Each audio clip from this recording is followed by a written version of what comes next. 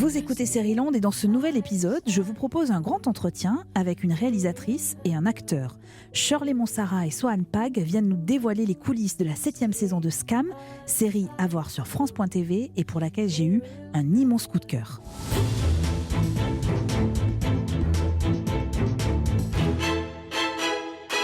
Je m'appelle Eva et j'ai largement passé le cap de l'adolescence, même si parfois j'ai encore l'impression d'avoir 12 ans. Je m'arroge donc le droit de regarder avec une certaine avidité les séries estampillées pour ados.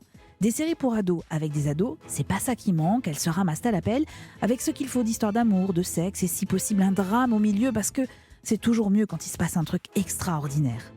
Mais une série pour ados, avec des ados, capable de séduire tous les publics, capable de raconter la société avec justesse et subtilité, c'est beaucoup plus rare. Scam fait partie de cette catégorie, une série née en Norvège, exportée dans plusieurs pays, et notamment en France. C'était en septembre 2018, sur tous nos écrans et nos réseaux sociaux, débarquaient de jeunes lycéens, Emma, Manon, Lucas et les autres. À chaque saison, son héroïne ou son héros. À chaque saison, son sujet d'actualité. La saison 7 a débuté il y a quelques jours autour du personnage de Tiffany. Une saison avec des rires et beaucoup d'émotions pour évoquer notamment le sujet du déni de grossesse. Scam aujourd'hui, c'est 230 millions de vues sur France.tv et sur YouTube depuis la création de la version française. Alors comment expliquer ce succès, cet engouement ? Pourquoi autant d'ados se reconnaissent dans les personnages ? Comment parler de la jeunesse aujourd'hui ? Pour tenter de répondre à ces questions et à une centaine d'autres, grand entretien avec Shirley Monsara, réalisatrice de cette saison, et Sohan Pag, un des acteurs principaux de ces nouveaux épisodes. Seriland, épisode 52. Bonjour à tous les deux, Shirley, et bonjour Sohan. Bonjour. Comment allez-vous ? Très bien. Très bien, toujours. Vous êtes respectivement réalisatrice et acteur dans cette 7e saison de Scam, géniale série à découvrir absolument sur France.tv ou sur YouTube, que l'on soit adolescent ou pas. J'ai découpé cette interview en petites séquences, comme un épisode de Scam. Mais alors, pour ceux qui ne connaissent pas encore la série, parce qu'il y en a, ça vous fait un public encore plus large à conquérir, est-ce que vous pouvez nous expliquer peut-être, Shirley, comment se décline chaque épisode sur tous les écrans ?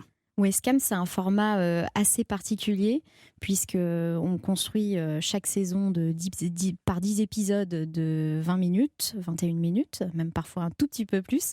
Et chaque épisode est décliné en séquences qui sont diffusées à l'heure à laquelle la séquence se passe. Donc, c'est-à-dire que si vous avez une séquence à l'école le matin à 8h, eh bien, la séquence sera diffusée sur YouTube et sur France TV / à 8h le matin. Donc, en réalité, le public vit la même chose que le personnage principal. Alors 8h du matin ça va pour le lycée, mais quand c'est 2h30 du matin parce qu'un de vos personnages a une insomnie par exemple. Ça arrive très très souvent dans cette saison 7. Voilà, donc je vais être totalement honnête, je n'ai pas suivi à l'heure exacte tous les épisodes. J'ai regardé. Il y en a qui arrivent. Il y en a qui arrivent, je sais. Ils ont des petites alertes sur les réseaux sociaux, c'est comme ça que ça fonctionne, sur Instagram notamment et sur Twitter. Et on a découvert beaucoup d'insomniaques parmi notre public.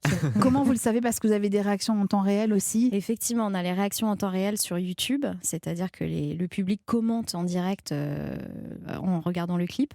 Et c'est vrai qu'en lisant les commentaires, puisqu'on lit quand même beaucoup les commentaires, on s'est aperçu qu'il y avait beaucoup de gens réveillés pendant la nuit lors de ces clips. Vous allez vous faire gronder par les parents, en fait, qui vont s'apercevoir que leurs enfants qui dorment déjà avec leur portable, mais ça, ils le savent, se réveillent aussi à cause de vous. C'est clair. Ne dorment pas.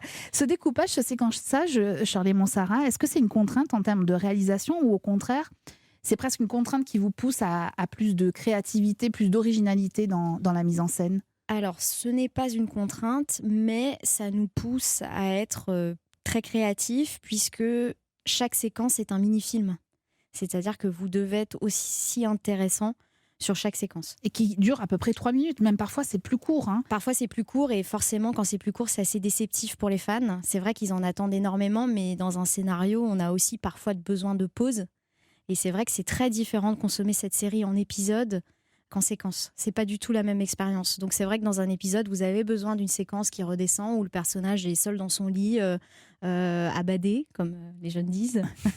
mais dans une séquence, c'est plus déceptif puisque vous ouvrez votre clip, vous l'avez attendu pendant une journée, parfois plus. Et c'est vrai que vous voyez, par exemple, Tiffany dans son lit en train de regarder son portable. Et généralement, là, on se dit « Ah, mais on n'a pas plus ». Et voilà. Mais ça crée de la frustration, c'est ça pas crée plus de la mal, frustration. en fait, hein. Oui, oui, tout à fait. Bah, de toute façon, ça fait partie du concept. Alors, le titre de la séquence 1 que j'avais prévue de cet épisode de Seriland, ça s'appelle Première fois. Votre première rencontre, Shirley et Sohan, est-ce que vous vous en souvenez? Sohan? Notre première C'était rencontre. sur Zoom. Oui, c'était sur Zoom, ouais. C'était Ouais, pendant oui. le premier confinement. Ouais. Donc moi, il y avait Carole, la productrice, qui m'avait appelé pour me dire que j'allais être dans cette saison 7. Et du coup, on a organisé une rencontre en Zoom avec Shirley et Deborah Hassoun, qui est la directrice de collection. Et voilà, on s'est parlé un peu des sujets de cette saison, du personnage de Max, voilà. C'est vrai qu'on s'est tous rencontrés Ouais, sur Zoom. très bizarre. Maintenant, je suis en train de me refaire le film. C'est assez et- étrange comme situation. Bah oui. Oui, puisque le projet s'est fait. En tout cas, moi, je suis arrivée sur le projet au mois de novembre 2019.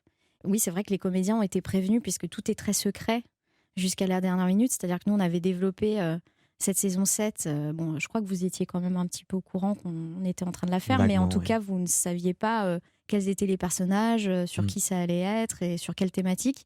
Et c'est vrai que vous l'avez découvert au mois de mars, Ouais, au moment confinement. du premier confinement. Ça a mis Alors, un peu de joie dans notre confinement. On va en reparler du confinement, mais c'était aussi une première pour vous, Shirley, premier jour de tournage, parce que vous avez pris la succession Oui. d'un autre réalisateur. Oui. C'était comment ce premier jour de tournage? Alors, c'est un premier jour en plus très très intense puisqu'on tournait le teaser, mes premiers plans, en fait, on tournait le teaser de la saison 8. Qu'on n'a pas encore vu et qu'on verra dans quelques pas semaines. encore vu, que vous verrez dans quelques semaines. Donc forcément, démarrer par un teaser, c'est toujours un peu stressant puisque les teasers dans Scam sont extrêmement attendus. Ils sont les lancements Il faut pas se de la louper. série. Il ne faut pas se louper. Donc c'est vrai que c'était assez intense, mais ça s'est super bien passé et voilà. Et Sohan, la première fois que vous tenez entre vos mains le scénario de Scam, alors avant même cette saison 7, comment vous arrivez dans cette aventure en fait de Scam? Alors moi, je suis arrivé dans cette aventure. J'étais sur un groupe Facebook de techniciens et artistes trans et queer de l'audiovisuel. Et il y avait du coup le consultant trans de la série, du coup qui est consultant sur toutes ces questions-là, qui a posté une annonce en disant une série, je ne dirai pas laquelle, cherche une personne trans pour jouer un personnage et tout. Et j'ai envoyé un mail et je me suis retrouvé sur ce casting du coup avec David Oreg, qui était le réalisateur des saisons de la 1 à la 6. Et voilà, et la première fois que j'ai tenu ce scénario, je suis allé le chercher à la production. Et j'avais très très hâte de le lire et j'étais dans le métro et j'essayais de regarder dans mon sac discrètement si je pouvais essayer de voir quelques mots. Et non, après je l'ai lu une fois que j'étais chez moi et j'étais ravi. Et vous connaissiez la série quand vous l'avez découvert, ce scénario? J'en avais entendu parler du coup par des amis sur les réseaux sociaux et tout. Mais j'avais jamais regardé, j'ai regardé une fois que j'ai passé le casting. Après que je l'ai passé, j'ai commencé à regarder un peu les premières saisons. Et vous étiez convaincu évidemment du projet. Ouais, vraiment ça m'a beaucoup plu. Alors, Sohan, vous incarnez Max. Vous allez devenir très amie avec Tiffany, qui est incarnée avec brio par Lucie Fajdet. On l'avait quittée dans les vestiaires d'un gymnase. Elle a été pétrie de douleur, cette jeune fille. On la retrouve, elle a accouché d'une petite fille. Et on comprend alors qu'elle a été victime d'un déni de grossesse. Visite chez la gynécologue. Tiffany, vous avez été victime d'un déni de grossesse total. Ça ne veut pas dire que vous n'avez pas été enceinte. Je sais, mais j'ai continué à avoir mes règles. J'avais pas de nausées, pas de ventre. Ça devrait continuer comme ça, non? Ok. Alors, au lieu de se déployer dans votre ventre, comme dans une grossesse classique, votre bébé s'est caché là, le long de votre colonne vertébrale. Même si vous n'avez rien senti pendant ces 9 mois, vous avez quand même créé un être humain. Ça, votre corps, il ne peut pas l'oublier. C'est beaucoup plus courant qu'on pense, hein. Chaque année, il y a à peu près 1600 cas, des femmes de tout âge, tout milieu. Alors j'aime beaucoup cet extrait pour plein de raisons. D'abord parce qu'on sent la justesse des dialogues et de l'interprétation de la personne qui joue le gynécologue et donc de Lucie. On sent aussi un désir de donner des informations à travers une série qui s'adresse aux ados et qui parle des ados. On va revenir sur tous ces sujets. Mais on le disait, Scam, on va finir avec notre première partie. On le disait, Scam se décline aussi sur les réseaux sociaux. Sohan, vous avez par exemple un compte Instagram personnel, mais vous avez aussi un compte Instagram de votre personnage, du personnage de Max, sur lequel j'ai trouvé cette question que j'ai adorée, que je vous pose à tous les deux. C'est quand la dernière fois que tu as fait quelque chose pour la première fois? Moi, c'était sur le premier jour de tournage de Scam, puisque c'était ma première série. Parce que vous venez plutôt de l'univers du clip, c'est ça, hein? Du clip et de la Et de publicité. la publicité. Première J'ai fait un peu série, de première doc aussi, fiction. et première série, j'avais fait des courts-métrages, mais première fiction longue et en tout cas première série. Donc c'était le 23 septembre 2020. Avec une série déjà avec une communauté de fans incroyable. Donc vous arrivez dans un projet incroyable aussi. Oui. Avec la évidemment. pression qu'il faut, avec la c'est ça pression, j'allais dire, avec la pression qui va avec. Et Sohan? Moi, je dirais sur Scam aussi, sur l'épisode 6, la première fois que je chantais sur scène. Ah, on va y revenir. On va y revenir sur ces histoires de chansons. Parce que c'est extrêmement intéressant, c'est une autre partie de vous. La séquence 2 de cet épisode, je l'ai intitulée, et ça fait le lien avec l'extrait qu'on vient d'entendre, La vie, la vraie. Shirley, il y a plusieurs sujets de société qui sont évoqués dans cette saison, le déni de grossesse, mais aussi l'accouchement sous X. À chaque fois, on perçoit votre volonté d'apporter une information, comme dans cet extrait. L'assistante sociale vous a dit que vous pouviez lui écrire une lettre. Je sais pas, je sais plus. Ok, vous pouvez écrire une lettre à votre enfant qu'il aura la possibilité de lire à ses 18 ans. Je vais vous mettre l'adresse de l'ASE, ok? Comme ça, vous pouvez leur faire parvenir la lettre si vous décidez de le faire, d'accord? Je suis encore surprise de réécouter ces extraits parce que si on ne sait pas que c'est une série, on a vraiment l'impression que c'est un documentaire ou que c'est une prise de son dans un hôpital, dans une maternité. Comment sont choisies à chaque saison ces thématiques, Shirley? Alors, les thématiques sont pensées en amont par la production, par Banigé, Carole Delavallée et Alban Etienne, qui songent toute l'année à des sujets qui pourraient être évoqués dans ce cas. Mais ces sujets sont soumis aux directeurs et directrices de collection qui s'approprient une thématique en particulier, une thématique qui leur plaît et qui se sentent de développer. Donc, c'était le cas de la grossesse cette année. Et je crois que c'est Déborah Assoun, la directrice de collection, qui a souhaité pousser la thématique de la grossesse et aller au déni de grossesse. Et est-ce que vous avez votre mot à dire dans le choix de cette thématique? Oui, on m'en a parlé. C'est-à-dire qu'on me demande évidemment si ça me plaît, si ça me parle, est-ce que ça m'inspire. Et puis là, c'était totalement le cas. Sohan, comment ça se passe pour vous? Vous découvrez le texte de chaque épisode ou vous avez le texte de chaque séquence? Comment ça fonctionne? On reçoit les textes des saisons entières. Ouais. Et ensuite, tout est découpé comme dans les séquences qu'on découvre sur YouTube et sur France TV Slash. Mais c'est la saison entière qu'on lit. Que vous avez lu d'une avec. traite. C'est ça, pour redécouvrir comment va évoluer votre personnage. C'est ça. Et On est-ce fait qu'après, lire vous- aux personnages principaux, je crois seulement, finalement. Puisqu'après, tous les petits rôles, c'est un peu plus compliqué par souci de confidentialité. Donc tous les rôles secondaires n'ont pas forcément accès au scénario. Ah, c'est en génial. amont, Il y a mais c'est vraiment vrai un que la côté mise- secret de tout ça. Il y a quoi. un Ah ouais. gros côté secret puisqu'il y a une fanbase assez présente et assez curieuse. Et c'est vrai qu'on essaye d'éviter le maximum de leaks en amont. Et c'est arrivé. Du coup, maintenant, on est très, très vigilant. Et c'est vrai qu'on fait lire aux personnages principaux puisque, évidemment, il faut qu'ils connaissent leur trajectoire. Mais sur les personnages secondaires, les textes, on leur envoie la scène. Mais alors, est-ce que ça change à la fois la façon de diriger les comédiens et est-ce que ça change aussi la perception qu'ont les comédiens de la série dans laquelle ils jouent? Alors, ça change pas la façon de diriger, puisqu'au final, les comédiens principaux, les textes, donc on peut s'en ils parler l'ont, librement. Et sur les personnages secondaires, évidemment qu'on a des discussions sur leur trajectoire, mais voilà, c'est plus On distant. dirait un jeu de piste en fait, hein, c'est ça, hein, une chasse au trésor pour savoir qui va jouer quoi et avec qui. Moi je suis très frappée par la justesse de chaque dialogue, je vous le disais il y a un instant, on va y revenir un peu plus longuement, mais et de la justesse de l'interprétation des jeunes comédiennes et comédiens. Sohan, c'est votre cas. Alors l'histoire de Max que l'on découvre depuis quelques épisodes, c'est un peu votre histoire. Est-ce que vous pouvez nous expliquer pourquoi? Parce que vous nous avez dit un peu comment vous étiez arrivé grâce au casting, mais en quoi l'histoire de Max, elle rejoint un peu la vôtre? Je dirais pas que c'est un peu mon histoire, mais on a quelques points communs. Notamment, c'est un homme trans et j'en suis un aussi. Il ressemble au moi d'il y a 3 ans, on va dire, C'est parce vrai qu'il est plus jeune que moi et il n'est pas au même stade de sa vie. Donc on peut dire que c'est un peu mon histoire, mais ça reste quand même une personne différente de moi, quoi. J'espère bien. Et en quoi il vous ressemble alors? Alors déjà, il est assez introverti, on va dire. Moi aussi. Et puis il y a quelque chose dont j'avais parlé avec Déborah aussi, c'était que Max, c'est quelqu'un qui s'exprime que quand il a besoin de s'exprimer et quand il y a une nécessité de dire quelque chose. Et je suis un peu comme ça aussi. Et puis dans son parcours, dans son histoire, il ressemble un peu à ce que j'ai pu vivre aussi. Est-ce que ça veut dire que tous ces jeunes comédiens que vous dirigez, Shirley, vous les aidez à puiser aussi dans leurs propres histoires Bien sûr. pour jouer, parce que vraiment, encore une fois, c'est extrêmement juste. On le comprend parce que, en fait, ils jouent des jeunes de leur âge. On est aussi dans une forme de réalité absolue grâce à ça. Est-ce que vous les poussez à ça ? Je dirais que c'est comme ça qu'on les a construits. C'est-à-dire que, évidemment, les auteurs ont créé des personnages avec leur caractère. Et après, moi, je me suis inspirée des comédiens pour que ces comédiens-là ramènent un peu d'eux-mêmes dans ces personnages. Donc, c'est-à-dire que voilà, il y a un mix des deux, effectivement, une frontière très fine parfois. Et c'était assez intéressant d'ailleurs quand on tournait, puisque des fois, je me disais « Ah tiens, ça c'est plus Louise que Joe ». Oui. Et c'est là, à ce moment-là, que j'intervenais globalement. Ou alors je disais à Lucie, attention, là c'est trop toi, c'est trop Lucie, c'est pas Tiffany. Et c'était dans ces moments-là qu'on recadrait, où on se disait, attention, Tiffany ne dirait pas ça. Donc, C'est pas incroyable. de cette façon-là. Ouais. Et c'est vrai que ça s'est souvent présenté dans des situations d'improvisation.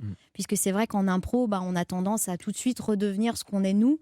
Et parfois oublier un tout petit peu le personnage. Et c'est dans ces moments-là que j'intervenais et que je les corrigeais. Alors attendez, racontez-moi ça une seconde. Où elles sont les scènes d'improvisation ? Parce que ça ne se sent absolument pas en fait. En vrai, on sent que c'est quand même très écrit, mais dans le bon sens du terme. On a l'impression que tout est cadré, tout est Bien juste. sûr, tout est cadré et ils improvisent dans le cadre. Dans le cadre, j'imagine bien. Mais vous auriez un exemple d'une scène qui a été improvisée ? La séquence aux Olympiades avec la corde à sauter. Oui. Ça, c'est de l'improvisation. Alors, il faut que vous nous la racontiez, cette scène, Sohan, qui est formidable d'ailleurs. Vous êtes tous en groupe, c'est le groupe d'amis, et vous faites une sorte de concours de corde à sauter, quoi. C'est ça. Alors, on n'était pas tous très à l'aise avec la corde à sauter. Oui, j'ai vu. mais il y a Abdallah qui fait de la boxe et qui fait pas mal de corde à sauter, du coup, qui nous a montré son talent sur cette scène d'impro, donc c'était parfait. Et Louise aussi qui s'en est bien sortie. Mais Louise qui a eu l'idée de faire de la corde à sauter ? C'était Abdallah. C'est-à-dire qu'à la base, la scène était écrite différemment. Et depuis quelques temps, Abdallah, qui est un très grand boxeur, me disait « Mais moi, j'ai un talent fou pour la corde à sauter. Et est-ce que je peux faire de la corde à sauter un moment dans ce cas ?» Mais moi, je reprenais le scénario et je me disais « Mais où est-ce que je vais bien pouvoir le mettre à faire de la corde à sauter ?» Et puis, j'ai repensé à cette séquence aux Olympiades où je me suis dit « C'est parfait. » Et je crois que je vous avais à peine prévenu qu'on allait faire ça. Oui. Moi, je m'étais organisée avec Abdallah. On avait récupéré sa corde à sauter et pas une autre. et on a tourné cette séquence du coup qui s'est avérée être assez spontanée et plutôt drôle. Ah, mais elle est formidable, cette scène. Et alors, si je comprends bien, vous prenez chaque comédien, vous prenez leur talent, on va parler de chansons tout à l'heure, et vous exploitez ce talent-là, qui est un talent plutôt personnel, et que vous essayez d'incruster dans la série. Oui, alors je crois que pour le personnage de Max, si je me souviens bien, c'était déjà à la base au scénario, mais c'est vrai que Déborah, on avait discuté avec toi, voulait savoir si ça t'intéressait de mettre ton talent à contribution de la série, et puis tu avais été d'accord. Mais c'est vrai que quand ils ont tous des talents cachés, et c'est vrai que c'est toujours chouette de pouvoir les mettre en avant si ça s'y prête dans la fiction, en tout cas. Alors, je trouve que c'est une des forces de Scam aussi, c'est d'aborder des sujets de société dont on parlait, notamment le déni de grossesse, mais sans caricature. Mais au contraire, en les abordant de façon extrêmement concrète. On a entendu cet extrait de la lettre ou l'extrait avec la gynécologue. Il y a deux exemples qui m'ont marqué vous concernant, Sohan. Vous évoquez votre rendez-vous au tribunal pour le changement de genre, ou encore les difficultés à trouver un nouveau prénom dans votre nouvelle identité. C'est au cours de la saison 6 qu'on a découvert votre transidentité au cours d'un dialogue entre Lola et Maya. Max, il m'aime pas trop, non? Il est peut-être un peu jaloux. Jaloux? Mais pourquoi? C'est mon ex. Ton ex? Et c'est... Un mec. Ouais. On sortait ensemble avant son coming out trans. Puis disons qu'il est peut-être un peu protecteur envers moi maintenant. Surtout quand il y a une meuf canon qui débarque. Tout à l'heure, vous nous en parliez, Sohan, vous nous avez dit qu'il y avait un conseiller trans qui avait participé au scénario. Ça veut dire quoi? C'est parce qu'il faut faire attention à chaque mot, faire preuve de rigueur quand on aborde ces questions-là? Alors oui, il y a un consultant qui s'appelle Gab Arrivel. Et oui, c'est pour essayer d'avoir une représentation la plus juste possible, on va dire, parce que c'est vrai que c'est un sujet qui est encore assez méconnu. Donc c'est une façon d'avoir quelqu'un qui est vraiment calé sur le sujet, qui puisse revenir un peu sur les choses qui sont abordées.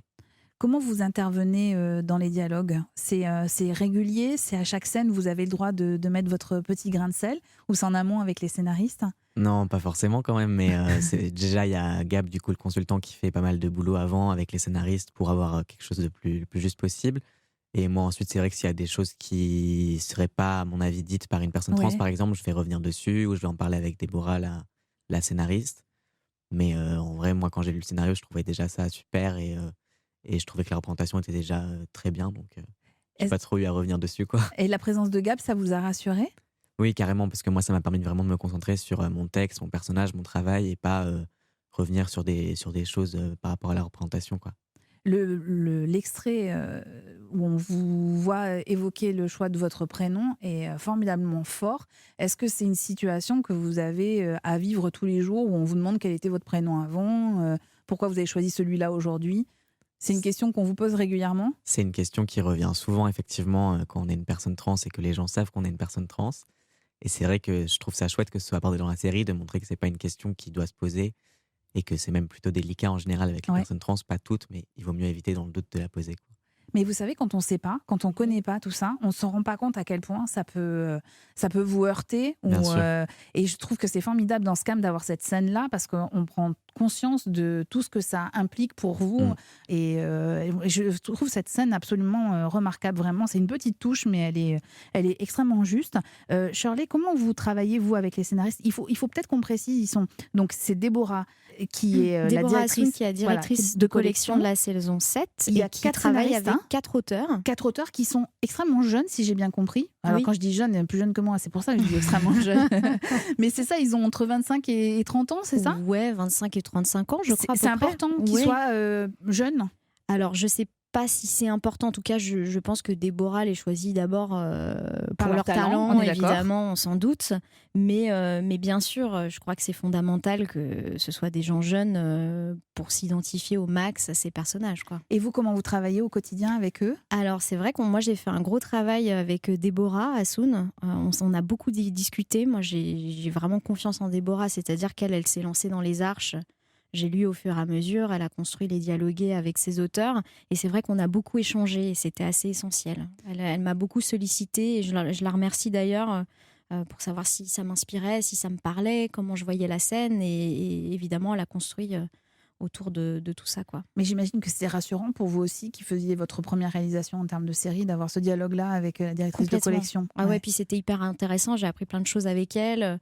On a échangé, on s'est inspiré l'une et l'autre.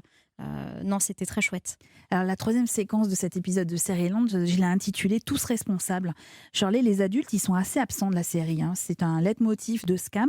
Mais dans cette 7e saison, il y a quand même un personnage important, un des personnages importants, qui est la mère de Tiffany. Je vous propose un extrait. Et comment tu veux que je continue à avancer si tu m'enfermes comme si j'avais le Covid? Bon, tu veux la vérité? J'ai pas envie que ça se sache, j'ai pas envie que ça s'ébruite et j'ai pas envie que toute la famille soit au courant. Pourquoi t'as honte? Parce que c'est beaucoup plus difficile de passer à autre chose si tout le monde le sait, voilà. Si les gens sont au courant, l'apprennent, ils vont nous juger. Et puis toi, tu seras réduite à ça. Écoute, crois-moi, c'est beaucoup plus facile de repartir à zéro si personne le sait. Elle est extrêmement violente, cette oui. scène, on est d'accord? Oui. Psychologiquement, c'est hyper dur. Hein. Oui. Bah, c'est un personnage assez violent, la mère de Tiffany. Alors, à travers cette quasi-absence des adultes, on comprend aussi que l'adolescence, c'est une période de choix. C'est une prise de responsabilité à l'âge où on vous découvre. C'est aussi ça, Scam, c'est-à-dire pousser les jeunes à se prendre en main, à s'assumer. Il y a ce message-là que vous avez envie de faire passer. Oui, complètement. Vous comprenez le processus d'identification des spectateurs aux personnages? Oui. On travaille pour ça, en fait. Ouais. C'est-à-dire qu'on essaye de construire des personnages auxquels les spectateurs puissent s'identifier, qui sont assez différents les uns des autres. Je crois que dans la MIF, tous les personnages sont très différents. Et en La même temps, MIF, c'est le clan. C'est le Hein, clan voilà. principal. Et en même temps, ils sont tous très amis, très ouverts, très inclusifs. Et c'est hyper important pour nous. Sohan, est-ce que vous auriez aimé avoir une série comme ça quand vous étiez plus jeune, parce que vous avez effectivement un petit décalage dans le temps avec votre personnage, vous êtes un peu plus vieux que le personnage en question. Est-ce que vous auriez aimé avoir une série à laquelle vous pouvez vous identifier? Je l'aurais adoré. Déjà, je regrette de ne pas avoir découvert Scam avant. Mais en plus, avoir une telle représentation aussi juste de plein de personnages différents avec une vraie diversité, je trouve ça hyper important et hyper agréable à voir. Donc ça aurait été super d'avoir ça quand j'étais un peu plus jeune. Mais alors, est-ce qu'aujourd'hui, ça veut dire que vous servez de référent, de grand frère à tous les jeunes gens qui vous regardent? Peut-être pas à tous. Non, de référent, je sais pas. Mais je pense que ça fait du bien de voir des personnes justement qui sont issues de minorités être dans des séries comme ça et être bien représentées. Donc c'est vrai que moi, je reçois beaucoup de messages de personnes qui me disent qu'en tout cas, ça leur fait du bien et c'est important de voir ça, quoi. Et qui vous posent des questions aussi?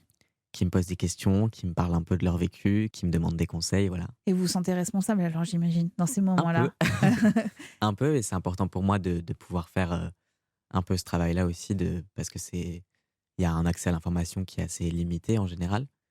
Donc c'est important pour moi de faire le maximum, en tout cas, pour aider ces personnes-là. Ouais. Alors, il y a beaucoup d'humour dans cette 7e saison, malgré le sujet qui est lourd du déni de grossesse. Et il est question de choix. Tiffany, elle en a fait un, c'est celui d'accoucher sous X. C'est un des sujets qui est évoqué également, en plus du déni de grossesse. Je vous propose d'écouter un extrait. Elle est en pleine discussion avec son ami Joe. T'as dû tellement me prendre la tête, meuf. C'est plus le doute cartésien, là. C'est un putain de dilemme sa mère. Ouais. Mais je t'avoue que c'est flou. Hein. Quand on m'a proposé d'accoucher sous X, j'ai dit oui parce que je me sentais pas capable. Non, franchement, à ta place, j'aurais fait pareil. La vie, c'est cool, hein. Et c'est bien rincé aussi. Tu sais, faut être prêt, quoi, à transmettre, quoi. Non, franchement, tu gères de ouf. Mais vraiment. Merci, ça fait du bien d'entendre ça. Elle est formidable, Jo. Hein. Et alors, ce qui est formidable, c'est que Tiffany était un peu le personnage détestable de la saison précédente, qui devient un personnage extrêmement émouvant auquel on s'attache. Et c'est aussi une des magies de Scam, c'est qu'on ne sait pas ce que vont devenir ces personnages, s'ils vont devenir des personnages principaux d'abord. Il n'y a pas d'ego. Vous gérez les égos comme ça, c'est-à-dire que personne ne sait s'il va devenir un personnage principal ou pas, c'est ça. Hein. Mais Ouais. pour être tout à fait honnête, j'ai pas eu de problème d'ego avec les comédiens, pas du tout. C'est vrai. C'est-à-dire que j'ai l'impression que tout le monde est très content, que ce soit la saison de l'autre, et il n'y a pas eu de souci vis-à-vis de ça. Quel regard vous portez sur la jeunesse version 2021, celle qui fait la queue pour bénéficier d'une aide alimentaire ou qui a besoin d'aide psychologique pour surmonter cette crise, et à qui vous vous adressez en fait à travers Scam? Alors, je suis profondément triste par tout ce qui se passe actuellement concernant ces jeunes. C'est vrai que j'ai l'impression d'avoir une jeunesse relativement chanceuse et assez différente de celle d'aujourd'hui. Et j'espère que tout ça va rentrer dans l'ordre et va s'améliorer. C'est vrai que ça me fait profondément mal au cœur quand je vois les extraits. Là, je regardais dans le quotidien l'extrait de la jeune fille en études de médecine qui est obligée de voler dans les supermarchés pour survivre. Et forcément, ça ne nous laisse pas du tout indifférents. Et c'est aussi pour ça... Bon, alors évidemment, les scénarios étaient écrits avant la période sanitaire, mais c'est aussi pour ça qu'on était ravis qu'il y ait de l'humour dans ces saisons. Je sais que Scam, c'était relativement sombre jusqu'à présent, mais on tenait avec Déborah à amener cette petite touche de légèreté, et j'en suis ravie aujourd'hui parce que je crois que ça fait du bien, et je pense que ça fait du bien au public de Scam. La transition est toute trouvée pour cette nouvelle séquence qui sont les coulisses de Scam. Je vais vous poser une flopée de questions auxquelles vous pouvez répondre ou pas, mais j'espère que vous allez y répondre. Mais justement, Covid ou pas Covid dans le scénario, est-ce qu'on a entendu une petite allusion tout à l'heure dans la voix de Tiffany? Est-ce que vous avez pensé à l'intégrer au scénario ou pas du tout? Bien sûr, ça a été une discussion qu'on a eue en amont. On a commencé à écrire en novembre 2019, donc évidemment il n'était pas du tout question de Covid à l'époque. Au premier confinement, je crois que personne n'imaginait ce qui allait nous arriver cette année-là. Du coup, on s'était naïvement dit que peut-être que le Covid ne serait plus là à l'heure de la diffusion en janvier, donc, et finalement c'est pas du tout le cas. C'est une question impossible à prévoir, et c'est vrai qu'on a décidé du coup de ne pas l'inclure dans les scénarios. Après, il faut aussi se dire que regarder des comédiens avec des masques, c'est quand même une barrière relative aux émotions. Je ne sais pas du tout si c'est quelque chose qui aurait plu. En tout cas, moi, en tant que réalisatrice, c'est vrai que ça ne m'intéressait pas des masses de mettre en scène des comédiens avec des masques. Et je pense que c'est pour ça aussi qu'il y a peu de fiction aujourd'hui qui intègre le Covid dans la série. Je suis extrêmement méchante, Shirley. Vous allez l'apprendre. J'ai repéré 2 masques. Oui, je sais. Vous savez? Non. Oui, mais nous aussi, on les a repérés. Vous les avez repérés sur des Il y en passants? a d'autres qui arrivent, C'est vrai, des passants dans les scènes de rue, en fait. Hein. Ça, c'est le malheur des tournages en ce moment. C'est-à-dire qu'évidemment, quand on tourne dans la rue, dans Scam, on ne peut pas bloquer toutes les rues. Et parfois, même quand on les bloque, les gens, on ne peut pas interdire le passage à Mais quelqu'un. bien sûr. Donc, on laisse passer. Et c'est vrai que des fois, on a peu de choix en montage. Et que si la prise est bien, et ben, on garde les masques. C'est vrai que c'est c'est dommageable, mais on n'a pas forcément le choix. Et franchement, c'est un détail qu'on voit à peine. C'était vraiment mais parce le que public j'avais... le remarque en fait. Ah, c'est vrai. Ouais. Ils sont assez intransigeants là-dessus. Et J'ai vu pas mal de tweets. évidemment, mais c'est vrai que que je peux les comprendre aussi. C'est-à-dire qu'on joue pas les masques et c'est toute la problématique. Mais en même temps, c'est plutôt amusant. Ça fait partie aussi du jeu de regarder les séries comme ça. On les regarde aussi pour ces petits genres de détails, quoi. Oui, et puis on peut se dire que c'est dans le futur, du coup. Voilà, exactement. Ou là où on pourra aller boire des verres dans les bars, comme on le voit dans la saison. Même en portant des masques dans la rue de temps en temps. Exactement. Sohan, comment concrètement la situation a été gérée avec la Covid ? Comment ça s'est passé sur le tournage ? Alors, c'était assez particulier. Il y avait une référente Covid qui était là pour s'assurer qu'on se lave bien les mains et qu'on change bien nos masques toutes les 4 heures. Et on portait tous les masques. Après, les comédiens, une fois qu'on était maquillés, on portait plus de masques et quand on tournait non plus. Donc, nous, on l'a moins ressenti, je dirais. Puis en plus, quand on tourne, du coup, on n'a pas les distances de sécurité puisqu'on tourne dans une réalité qui est sans Covid. Donc c'était assez particulier, peut-être les moments de repas aussi où on était éloigné, où c'est beaucoup moins convivial du coup. Mais c'était quand même assez chouette et on est passé au-dessus de tout ça, quoi. Mais ouais, puis vous avez eu une vie sociale pendant tout le temps du tournage qui devait être quand même être bien pour vous, quoi. Ouais, on a passé le deuxième confinement en tournage qui était une grande chance puisqu'on a du coup pas trop été confinés. Donc c'était parfait. Puis c'était chouette d'être tous ensemble dans cette période-là quand même. Bien on sûr. a eu énormément de chance quand vous parliez des lycéens, des étudiants tout à l'heure. Nous, on a eu la chance de travailler, on a eu la chance de s'amuser, de faire du divertissement. C'est vrai que c'est assez particulier de travailler dans ces conditions-là. Mais alors, est-ce que la situation sanitaire, elle a modifié le timing des épisodes mis en ligne ? Je m'explique, souvent dans les épisodes qui sont mis en ligne, c'est pendant les heures de lycée. Les lycées, la plupart étaient fermés. Est-ce que vous l'avez pris en compte ? Comment vous avez géré ça ? Non, on est parti du principe qu'il n'y avait pas de Covid, donc on a joué sans Covid et donc à l'habituel, quoi. Et mais alors, en revanche, vous tournez dans un lycée, c'est un décor principal de Scam. Comment ça se passe ? En général, c'est pendant les vacances scolaires que vous tournez ou c'est même pendant l'année ? C'est pendant les vacances scolaires. Évidemment, on essaye de faire le maximum de séquences pendant les vacances scolaires et on a tourné un jour ou deux, je crois, pendant que les cours avaient repris. Ouais. On tourne dans les ailes du lycée où il n'y a pas de lycéens, en fait. Alors là, vous étiez tranquille avec le Covid, il n'y avait plus personne. Ou il était encore ouvert, le lycée ? Non, il était encore ouvert. Le lycée était ouvert, mais avec moins de monde en plus. Ils viennent avec les masques, quoi. Ils viennent avec les masques, ouais. Ah, j'en ai pas trouvé avec les masques.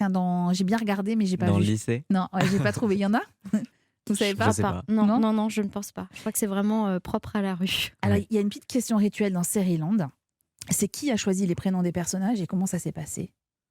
Alors, les prénoms, en tout cas pour la MIF, pour les personnages de la MIF, c'était les auteurs précédents, Niels Raoult et ses auteurs, Niels qui était directeur de collection des saisons 2 à 6, je crois, ou 3 à 6. Et nous, les nouveaux personnages, c'était Déborah et ses auteurs. Il y a parfois des petits clins d'œil aux auteurs aussi. Ah, je pense à Joël. C'est pour ça que je vous pose la question. Ouais. Joël, donc c'est Jo, j'imagine. Non, Joël qui est l'un de nos auteurs. Et qui a donné le prénom à Jo. Non, même pas. Anaïs, à un moment, mentionne son mec qui est Joël, et voilà, qui est un de nos auteurs. Et sinon, sur les autres personnages, c'est le pôle d'auteurs qui les a choisis. Et vous étiez content de vous appeler Max ? Sohan ? Moi, ça me va très bien, Max ou Robert ou Patrick. Du moment qu'on peut jouer, c'est ça ? Du moment que j'ai un prénom. C'est pas difficile, Sohan, hein ? Shirley, qui est la comédienne ou le comédien le plus appliqué, le plus sage ? J'ai juste envie de mettre la zizanie, vous avez compris. Je pense que Lucie est très bonne élève. Ouais. Je pense que tu es assez bonne élève aussi. J'en étais sûre. C'est pour ça que je vous ai posé la question. Ouais. Et le moins contrôlable ? Abdallah Sharki. Voilà. Notre monsieur corde à sauter. J'adore. Trop d'énergie. Abdallah, il a énormément d'énergie. Et c'est vrai que la comédie lui permet de la canaliser. Mais il est drôle, il m'envoie parfois des messages à 2h du matin. J'arrive pas à dormir, Shirley, j'ai trop d'énergie, vivement qu'on tourne. Et c'est vrai que c'est assez chouette. Du coup, il a ce truc-là d'envie de vivre permanente sur le tournage et parfois il a du mal lui-même à se canaliser, en fait. C'est la question que je me pose depuis qu'on a commencé cet entretien, Shirley. Est-ce que vous êtes une sorte de grande sœur, de super nounou, super maman avec tous ces jeunes comédiens ? J'espère pas parce que j'aime pas ces termes. J'espère qu'on est à égalité, en fait, et qu'on est tous adultes. Évidemment, on a beaucoup parlé.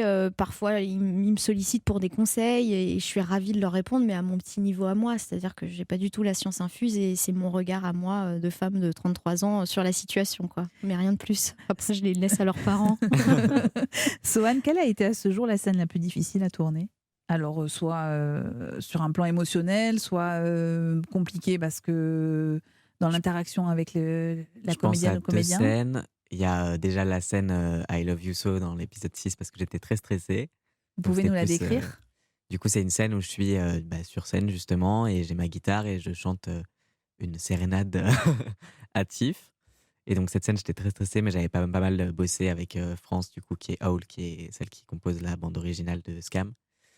On Et va je en pense entendre un extrait aussi tout à l'heure, oui. à la scène où on est sur les quais avec Lucie et où c'est notre premier date et on parle et tout. Et il faisait très froid et c'était très compliqué pour nous d'articuler. Donc on devait souvent reprendre les phrases et tout, mais finalement ça s'est bien passé, c'était chouette. C'est une séquence magnifique parce que c'est la nuit, il y a le pont neuf qui est à peine éclairé, vous êtes tous les deux sur le bord du quai. Et vraiment, c'est un très beau moment parce que c'est un des premiers moments où vous êtes tous les deux dans une forme d'intimité. C'est difficile à jouer l'intimité avec une comédienne que vous connaissez à peine? Ça a été parce que avec Lucie, c'est très bien passé. C'est une très bonne comédienne et qui donne beaucoup quand elle joue avec quelqu'un. Et du coup, c'était très agréable de jouer avec elle et ça s'est fait assez naturellement finalement. Et pour vous, Shirley, c'est quoi les scènes les plus difficiles à tourner? Évidemment, émotionnellement, ça a été le teaser de la saison 7, puisque tout était stressant en fait. C'était un plan séquence, donc en mise en scène, c'était stressant. On découvre le personnage donc, de Tiffany qui est pétri de douleur dans les vestiaires. Voilà, exactement. Et on avait choisi de le faire en un plan séquence. Donc c'était relativement ambitieux dans l'économie de Scam. On a réussi, on était très contents. C'était aussi un challenge pour Lucie, puisqu'elle n'avait jamais accouché, évidemment.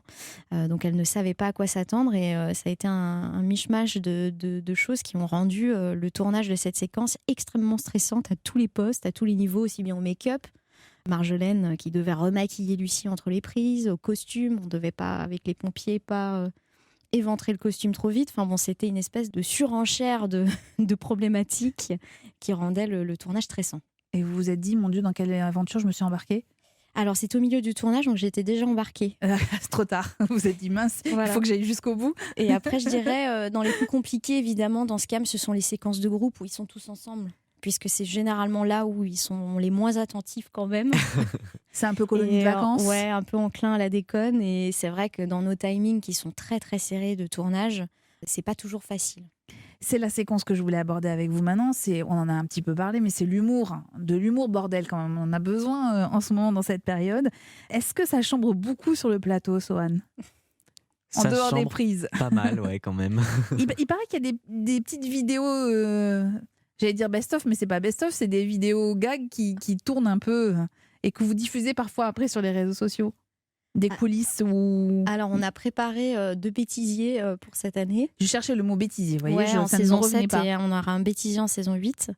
Oui, évidemment, je crois qu'on se chambre pas mal. Moi, il me chambre énormément puisque je ne les comprends jamais. Enfin, j'ai appris à les comprendre, mais les premières semaines de tournage, j'avais du mal à comprendre leur vocabulaire. Et il y a beaucoup de fois, vous le verrez dans le bêtisier, où je demande ce que ça veut dire. Quel est et le les mot comédiens rigolent. Quel mot vous avez découvert, par exemple? J'ai découvert c'est carré. C'est quoi c'est carré? Je sais pas. Ça veut dire c'est clair, ça veut dire... c'est bien, quoi. C'est bien, d'accord. Ouais, j'ai découvert bavure, que dit tout le temps Abdallah, que je ne connaissais pas. Aussi. Tu le dis aussi? Non, ah j'ai oui, tu l'as découvert. Ouais. Et il le met dans quel contexte, le mot bavure? Il va vous dire... c'est une dinguerie, quoi. Bavure, ça veut dire c'est une dinguerie. D'accord. Dinguerie. Ouais. Et après, ce sont des sortes d'expressions et un parler extrêmement rapide qui font que vous pouvez être largué. Et j'ai eu beaucoup de fou rire avec Pauline Pêcheux, ma script, qui des fois me disait mais j'ai rien compris. Et je lui disais est-ce que tu peux aller leur demander? Parce que je voulais plus y aller. Je voulais plus y aller puisqu'à chaque fois ça ricanait. Et à la fin, elle-même n'osait plus y aller. Non mais vous savez que vous êtes dans la génération des gens qui parlent hyper vite, qui n'articulaient pas forcément. J'imagine que vous avez travaillé là-dessus, Shirley, avec eux. C'est un problème. Oui. Ça, c'est un problème et... Je passe le bonjour à mon mixeur son qui tous les jours me dit je ne comprends pas ce qu'ils disent. Et c'est vrai que c'est assez compliqué. C'est quelque chose que je n'avais pas du tout appréhendé. Je n'avais pas appréhendé qu'ils parlaient si vite. Et on a dû s'adapter et c'est vrai qu'on leur a fait refaire quand c'était trop compliqué. Sohan, vous vous comprenez entre vous? On se comprend très bien. Moi, on peut me parler très vite. Vu que je parle très vite aussi, ça marche je comprends. Aussi. Je vous propose de retrouver un joli moment entre vous, Sohan, et Tiffany. Vous êtes dans les couloirs de la maternité et écoutez votre dialogue. Tu sèches les cours à cause de moi. Je suis nulle. Tu te rappelles dans Titanic? Tu sautes, je saute. Bah, tu sèches, je sèche. Voilà, c'est pareil. T'es mon Jack, c'est tout. Tu me laisseras crever dans l'eau froide? Jamais de la vie. Il y avait de la place sur cette planche. Pardon, Sohan, mais c'est vraiment une référence pour vous, Titanic? Je l'ai vu une fois, il y a très longtemps et pas en entier. Ah, merci, mais merci, vous Mais me alors, rassurez. non, je vous coupe. Oui, mais c'est une grosse référence pour Lucie. Ouais. Je crois que c'est une grosse référence pour Flavie qui joue Lola. Et j'ai été extrêmement surprise de voir que vous aviez encore des références qu'on pouvait avoir, nous, adolescents. Et je parle des références musicales. Quand je sais que Louise écoute La Rousseau, Ophélie Winter, je dois le dire. C'est moche de sortir des dossiers comme ça, mais elle en Charlie. est très fière. Elle en est très fière. Non, mais ce que je veux dire, c'est que c'était des artistes qu'on pouvait écouter dans les années 90 et qu'ils écoutent toujours, des films qu'ils ont pu voir. Je sais qu'on a pu discuter de La Boum avec Lucie, qu'elle adore. Je sais pas, donc je suis parfois surprise. Tu aurais pu aimer Titanic, Sohan. Je t'invite à le voir jusqu'au bout. Faudrait que je le voie, ouais. Vous êtes obligé là maintenant, Sohan. C'est clair. C'est obligatoire. Pour reparler de Jack, tout ça, vous êtes obligé de regarder Titanic. Et vous m'appellerez pour me dire si vous avez aimé ce film, pour voir si on est dans le même camp ou pas. La dernière séquence de cet épisode, c'est le futur, évidemment. Alors, la règle dans Scam, vous le disiez, Shirley, pas d'ego. Chaque personnage peut devenir le héros ou l'héroïne de la prochaine saison avant de redevenir un personnage secondaire. À quoi va ressembler la saison 8 que vous avez réalisée? Ce sera une grosse surprise. J'ai essayé, J'ai fait genre très détaché. Elle va peut-être me dire à la fois le question. thème. C'est la Elle seule ne lâche pas question. Je crois qu'on en a même parlé avec Sohan Ouais. avant d'arriver. Vous vous êtes mis d'accord pour rien me dire. C'est moche. Et alors, non, il y a un élément que vous pouvez peut-être me dire, c'est elle est prévue quand cette saison 8? Est-ce que ça va être dans le déroulé de la saison 7? Ça va s'enchaîner? Enfin, j'ai l'impression que je ne peux pas le dire. D'accord. Ouais. Est-ce que vous êtes présent dans la saison 8, Sohan? J'essaye par tous les bouts. Oui, je serai là. Bon. Est-ce que vous ferez la saison 9 et 10, Shirley? Ne peux pas en parler. Parce que vous ne savez pas ou parce que vous ne pouvez pas en parler? Parce que rien n'est décidé. D'accord. Parce qu'on ne sait même pas s'il y aura de saison 9 ou 10. Oh non, dites pas ça. On sait qu'il y a Surprise, une... on verra. Non, mais si, on va dire. Et soit votre futur, il pourrait aussi se conjuguer en musique. C'est pas grave. Et même ça, c'est pas vrai, mais on trouvera un endroit pour être nous-mêmes. Nous-mêmes. Dorian a 20 ans. Quelques notes de votre chanson Dorian. C'est ça votre futur? Vous avez envie d'être sur scène et de chanter? D'être sur scène, je sais pas. J'ai envie de continuer à faire de la musique, mais je sais pas encore à quelle échelle et comment. Pour l'instant, j'ai sorti cette EP déjà que je suis très content d'avoir pu faire. Et puis, on verra ce que ça donne après. Il y avait quoi? C'était d'abord une envie de comédie et après de musique, ou c'était l'inverse? C'était plutôt une envie de musique au départ? J'ai commencé la musique très jeune, mais j'ai jamais eu trop l'ambition d'en faire quelque chose de professionnel. La comédie, ça s'est tout de suite imposé comme quelque chose... Enfin, j'avais envie d'en faire mon métier, quoi. Donc, c'était deux choses assez différentes pour moi. Vous avez fait des cours de comédie? Ou J'ai pas du fait tout, oui 2 ans en conservatoire de théâtre dans le 9e et dans le 12e à Paris.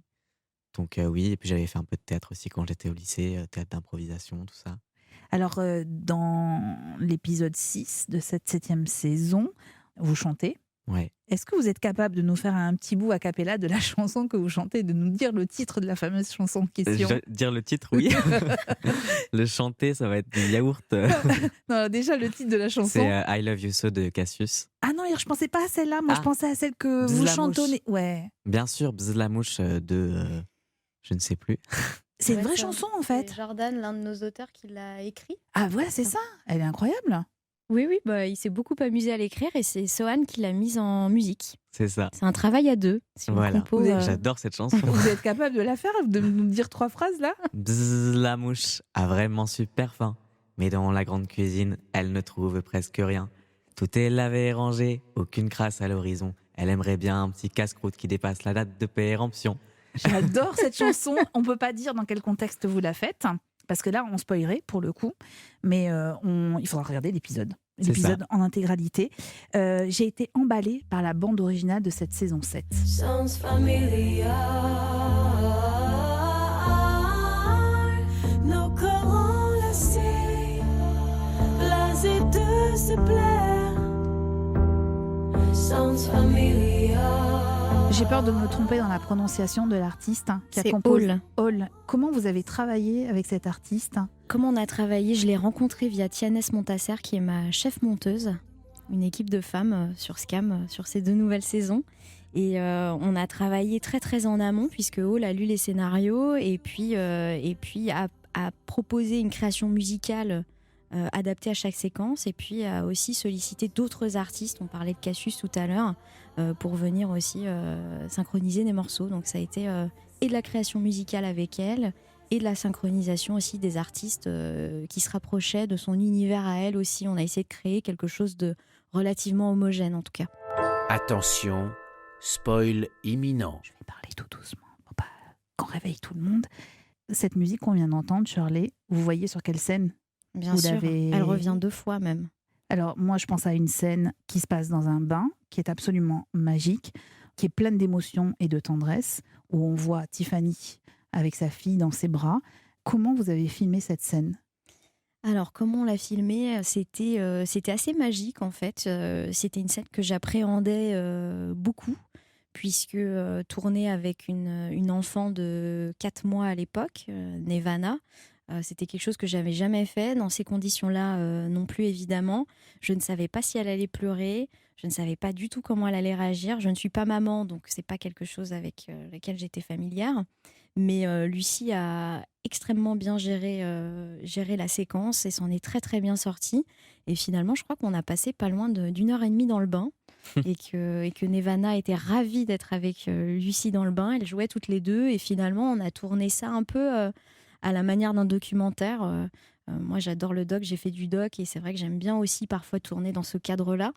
Et c'est un peu comme ça qu'on a abordé la séquence. C'est-à-dire qu'on a mis Lucie dans la salle de bain et puis elle avait ses actions. Et après, elle s'est laissée aller aussi dans son rôle de maman, dans son rôle de première rencontre avec sa fille. Et puis on a capturé ce moment-là qui était assez magique. Il n'y avait pas la musique qui retentissait sur le plateau à ce moment-là? Pas du tout. Parce que ça va tellement bien ensemble. C'est vrai on avait l'impression que c'était fait en amont. C'est vrai que quand Hall m'a fait écouter ces titres, tout de suite, on s'est dit Sounds Familiar serait parfait pour ce moment-là. Et on a joué un peu avec ce morceau, puisque, vous ne l'avez peut-être pas entendu, mais dans le teaser, il y a quelques notes de Sounds Familiar qui annoncent finalement la suite. Ouais. C'est un petit clin d'œil. Quand Tiffany va chercher sa fille, je spoil, désolée, mais... Non, mais Tiffany vous n'écoutez pas les gens qui n'ont pas encore vu la série. On va leur mettre un petit marqueur. Va chercher sa fille en fin d'épisode 4, c'est le titre, mais en anglais. Ouais. Donc c'est un tout petit peu plus lointain. Et quand elle est dans son bain, Hall chante en français. Et c'est absolument magique comme scène. Vous parliez tout à l'heure des femmes qui vous entourent. C'était important pour vous d'être entourée de femmes et d'avoir un regard très féminin sur cette 7e saison? Je crois que ça s'est fait assez naturellement en fait. C'est vrai que je ne suis pas allée les chercher parce qu'elles étaient des femmes, mais parce que c'était des artistes ou des techniciennes que j'appréciais tout particulièrement et avec lesquelles j'avais déjà travaillé ou que j'ai eu la chance de rencontrer sur Scam. C'est vrai que finalement ça apporte une certaine douceur. Ça a aussi amené quelque chose de masculin à certains moments. Enfin, ce serait cliché de dire que c'était des femmes et c'était féminin. Je crois pas tellement. Ça a apporté une super ambiance sur le tournage et en post-production. Non, je suis ravie. Vous validez, Sohan? Carrément. C'est vrai, super ambiance sur le tournage. Ouais, c'était parfait. On va finir avec quelques questions plus personnelles. Vous allez voir, c'est pas non plus... Mais Shirley, à quoi ressemblait votre adolescence? Est-ce qu'elle ressemble à celle de Scam? Non, évidemment. Moi, ce que j'apprécie dans Scam et ce qui m'a tenu le plus à cœur, c'était finalement l'inclusion. C'est quelque chose... que j'avais pas moi quand j'avais 15 ans. Enfin, je suis pas si vieille, mais je trouve que c'est une génération très très différente de la mienne. J'ai l'impression qu'ils sont plus libres, j'ai l'impression qu'ils sont plus ouverts, plus compréhensifs, plus inclusifs. Et nous, on l'était pas tant que ça finalement. Est-ce que les adolescents de la première saison de Scam France sont les mêmes que ceux de la 7e et 8e saison? J'ai pas l'impression non plus. Ils ont beaucoup évolué en si peu de temps, entre 2018 et 2021. C'est-à-dire qu'ils sont différents.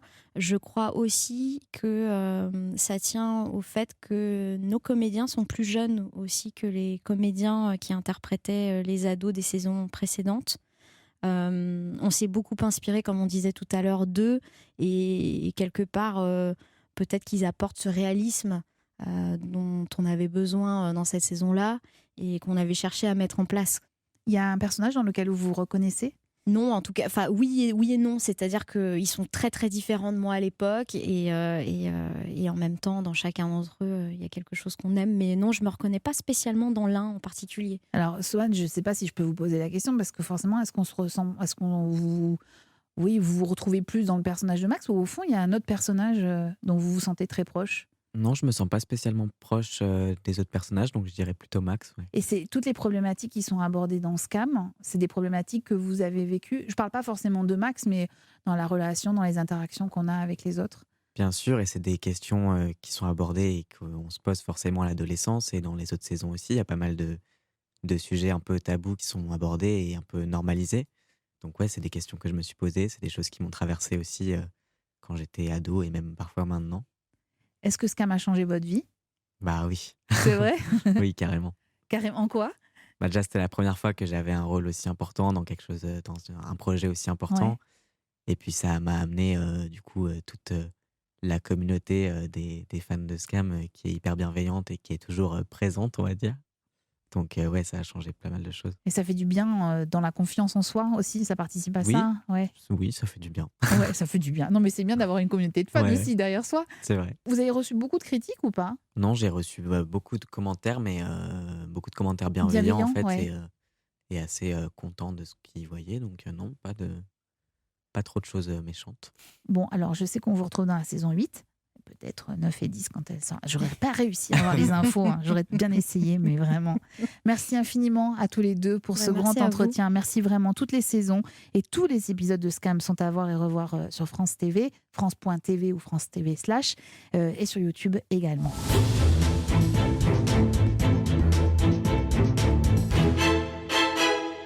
La semaine prochaine, 2 nouveaux épisodes de Sérieland vous attendent. Dans le premier, à l'occasion de la Fashion Week, nous vous proposerons un épisode spécial mode et série. Quant à notre grand entretien du jeudi, ce sera avec Jean-Christophe Granger, l'auteur, mais aussi le scénariste des Rivières Pourpres. Sérieland est un podcast d'Europe 1 Studio, produit par Timothée Magot, réalisé par Kevin Ousti et préparé en coulisses par Clémence Olivier, Magali Buteau et Salomé Journeau. J'espère que cet épisode vous a plu, n'hésitez pas à en parler. Vous pouvez aussi nous attribuer des étoiles sur les plateformes de podcast, ça nous rend heureux. Puis attention, dans Sérieland, il y a une règle et une seule, enfin presque, pas de spoil. Et puis abonnez-vous, comme ça, on ne se quittera plus.